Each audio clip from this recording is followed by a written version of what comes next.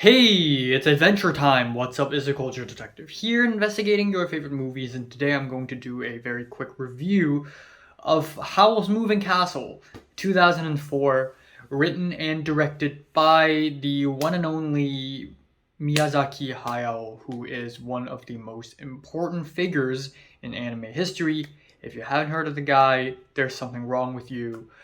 So Howl's Moving Castle, or in Japanese, Hauru no Ugoki Shiro, is one of the most well-known and popular entries in the series of movies produced by Studio Ghibli. And part of the reason why I'm watching this and reviewing this now is to build up hype for the release of the new Studio Ghibli film, How Do You Live?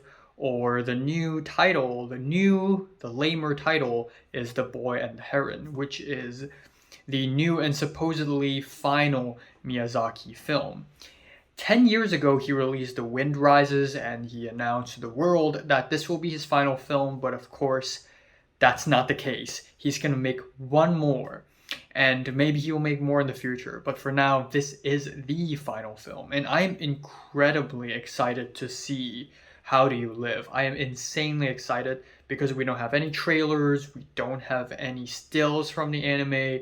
We actually do have some stills now, thanks to Twitter, or X. But anyways, I digress. So in order to build up hype for How Do You Live, I watched more Studio Ghibli films, and that film would be Howl's Moving Castle. I think I've watched this when I was really, really young.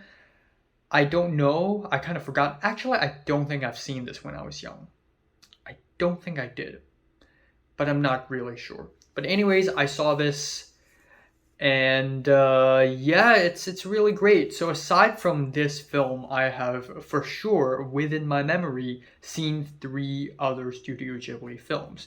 The film Miyazaki released before Howl's Moving Castle is 2001's Spirited Away, which is the anime film that America is first largely introduced to. Of course, before Spirited Away, I'm sure America in a lot of ways, and the West in a lot of ways, have already come in contact with tons of other anime films. But it is Spirited Away that is the first anime film that got widely recognized simply because it won Best Animated Feature at the Oscars, which is revolutionary for that category because up till that point, every single winner of that category is a Disney movie.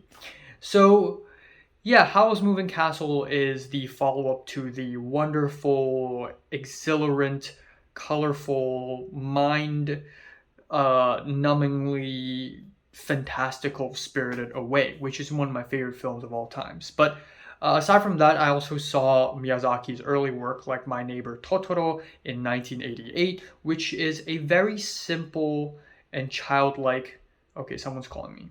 And of course, I also saw Miyazaki's earlier works, like 1988's My Neighbor Totoro, which is a childlike, simple movie that doesn't have much of a story but is still an incredibly great vibe, and definitely the kind of movie that will stick in your mind as a feeling rather than a story.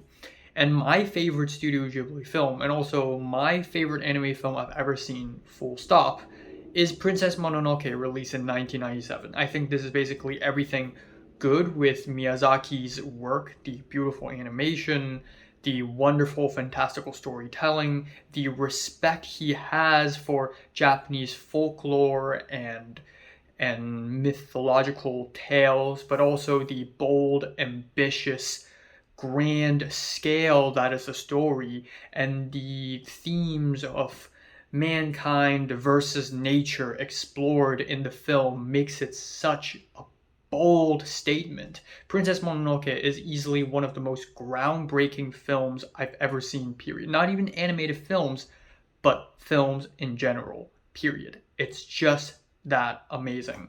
So obviously with Princess Mononoke and Spirited Away back to back from Miyazaki, Howl's Moving Castle also came out with a lot of high expectations going in.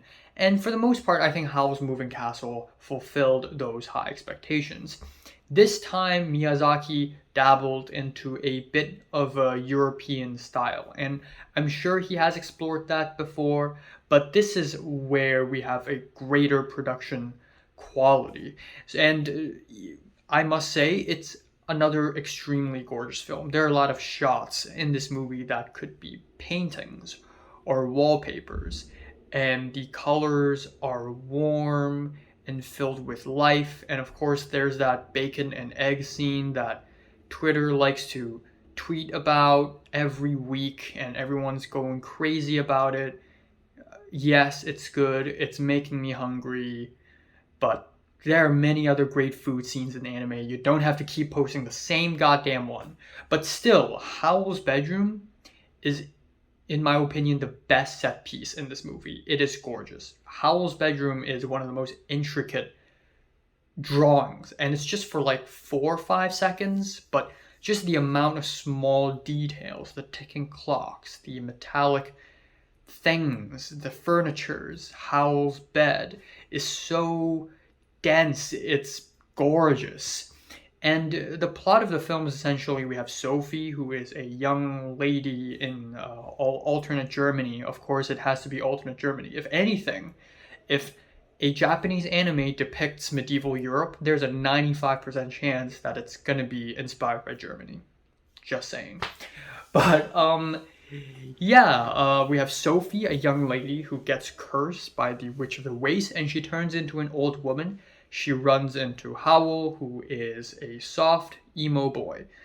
And Howl is also a magical, cursed person who has a moving castle, and together they try to stop a war, try to break curses, maybe.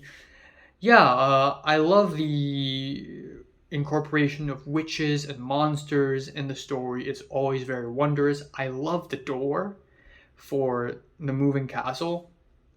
By the way, it's not moving castle because it's literally moving. I mean, that's also why it's called a moving castle. But ultimately, it's because you open the door and you could literally show up in 4 different places. It's kind of like that door in Doraemon, if you know what I'm saying.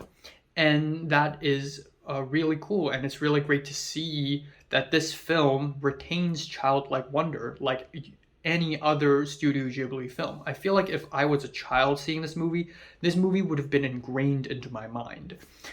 And ultimately, it's an anti-war film, which I think is a really powerful and moving message for an anime film. Still, again, up to that point, up to the mid-2000s, the American perception of cartoons is like, oh, it's for kids, you know, it doesn't have to be that deep. But films like this challenge that idea. It challenges the mold, and that's really cool. Now, that being said, though, I don't think this movie is nearly as great as Spirited Away or Princess Mononoke. I'm sorry. I don't think it's nearly as great. Plot-wise, I think it's a little bit all over the place, and it's a little bit messy. So again, we have Sophie, and we have her curse, but what goes on afterwards doesn't really follow that storyline. There's a bit of anti-war messaging, but it was a little vague, and we don't really know what nations are at war or why is there war.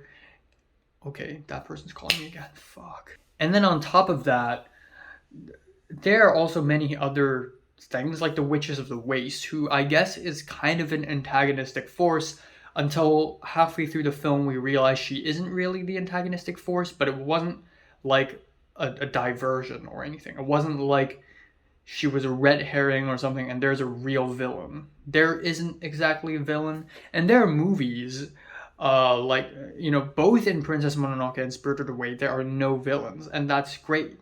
That's great because that challenges the normal Western view of what a story should be. But in the case of Howl's Moving Castle, it feels more lost than it has something to say about multiple perspectives. And so for a few moments in the movie, I was genuinely kind of lost. Like, where is this movie going? Why are we doing this now? Why is this happening? Maybe I know, maybe I don't. And it's not even confusing in a really cool way. But mostly it is confusing in a really cool way, in a very beautiful, wondrous way. So I don't really know. I just think that this movie is structurally nowhere near as tight as Spirited Away or Princess Mononoke. So it just didn't have that much of a 100% full concentration effect on me than I had with those other two films. But still, I still think this is a really beautiful movie. This is still leagues better than any other animated movie ever.